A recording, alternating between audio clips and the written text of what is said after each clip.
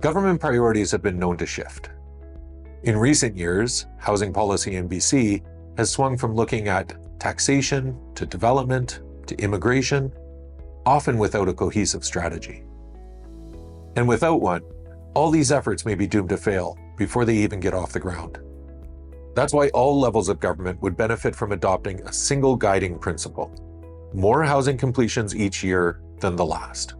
Not a massive target 10 or 20 years out, but consistent improvement year after year. So how are we going to do this? In our May 2025 video, we discussed a rethink of foreign investment and structured changes to development charges. But another path is housing construction innovation.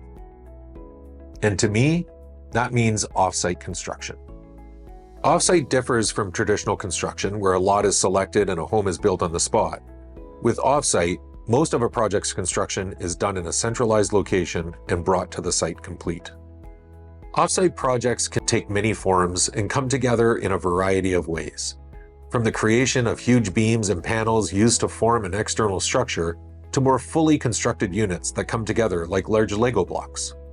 This system has many environmental, economic, and efficiency benefits over traditional construction. Offsite creates less carbon emissions waste, less construction site waste, and less neighborhood disruption. What's more, it makes labor force management far simpler. However, despite all of the arguments in its favor, offsite construction is still somewhat rare in BC and the rest of the country. There's a stigma associated with it. It's not traditional, and the construction sector, like any sector, is often resistant to change. So collectively, we need to reduce that stigma. We need to bring offsite to the forefront of the housing affordability conversation to identify roadblocks and remove them, for the betterment of the entire housing continuum. We know discussions are starting to happen. At BCREA, we endorse these discussions and encourage all levels of government and stakeholders from across the sector to participate.